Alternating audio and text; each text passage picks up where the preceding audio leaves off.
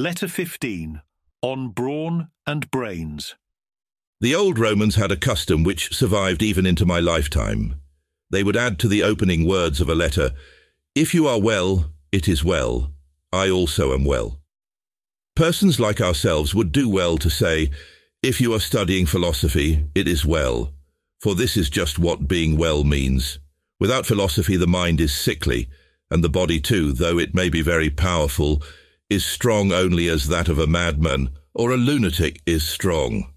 This, then, is the sort of health you should primarily cultivate. The other kind of health comes second, and will involve little effort, if you wish to be well physically.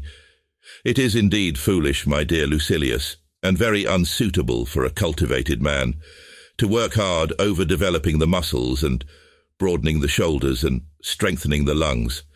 For although your heavy feeding produce good results and your sinews grow solid, you can never be a match, either in strength or in weight, for a first-class bull. Besides, by overloading the body with food, you strangle the soul and render it less active. Accordingly, limit the flesh as much as possible, and allow free play to the spirit. Many inconveniences beset those who devote themselves to such pursuits. In the first place, they have their exercises, at which they must work and waste their life force, and render it less fit to bear a strain or the severer studies. Second, their keen edge is dulled by heavy eating. Besides, they must take orders from slaves of the vilest stamp, men who alternate between the oil flask and the flagon, whose day passes satisfactorily if they have got up a good perspiration and quaffed, to make good what they have lost in sweat, huge draughts of liquor which will sink deeper because of their fasting. Drinking and sweating, it's the life of a dyspeptic. Now there are short and simple exercises which tire the body rapidly and so save our time, and time is something of which we ought to keep strict account. These exercises are running, brandishing weights and jumping, high jumping or broad jumping, or the kind which I may call the priest's dance, or in slighting terms, the clothes cleaner's jump. Select for practice any one of these, and you will find it plain and easy. But whatever you do, come back soon from body to mind. The mind must be exercised both day and night, for it is nourished by moderate labour, and this form of exercise need not be hampered by cold or hot weather, or even by old age. Cultivate that good which improves with the years. Of course, I do not command you to be always bending over your books and your writing materials.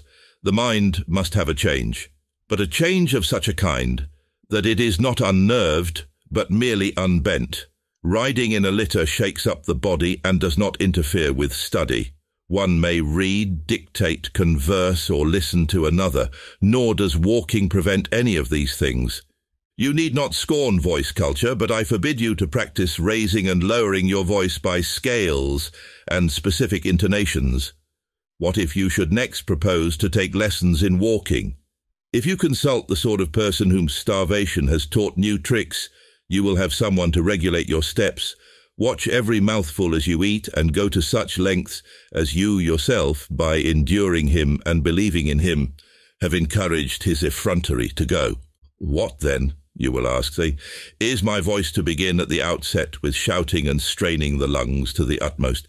No, the natural thing is that it be aroused to such a pitch by easy stages, just as persons who are wrangling begin with ordinary conversational tones, and then pass to shouting at the top of their lungs. No speaker cries, "Help me, citizens," at the outset of his speech.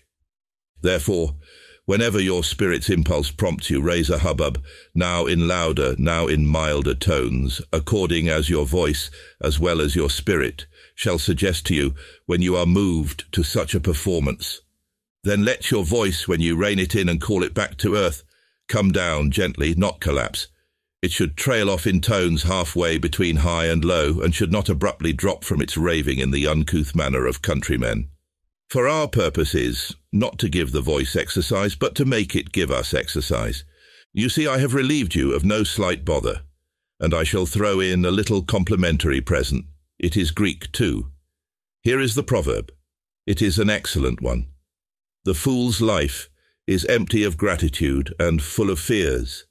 Its course lies wholly toward the future. Who uttered these words, you say? The same writer whom I mentioned before. And what sort of life do you think is meant by the fool's life? That of Baba and Isio? No, he means our own, for we are plunged by our blind desires into ventures which will harm us, but certainly will never satisfy us. For if we could be satisfied with anything, we should have been satisfied long ago. Nor do we reflect how pleasant it is to demand nothing, how noble it is to be contented and not to be dependent upon fortune. Therefore continually remind yourself, Lucilius, how many ambitions you have attained. When you see many ahead of you, think how many are behind. If you would thank the gods and be grateful for your past life, you should contemplate how many men you have outstripped. But what have you to do with the others? You have outstripped yourself. Fix a limit which you will not even desire to pass should you have the power. At last, then, away with all these treacherous goods. They look better to those who hope for them than to those who have attained them. If there were anything substantial in them, they would, sooner or later, satisfy you. As it is, they merely rouse the drinker's thirst. Away with fripperies which only serve for show. As to what the future's uncertain lot has in store, why should I demand of fortune that she give, rather than demand of myself that I should not crave? And why should I crave? Shall I heap up my winnings and forget that man's lot is unsubstantial? For what end should I toil? Lo, today is the last. If not, it is near the last. Farewell.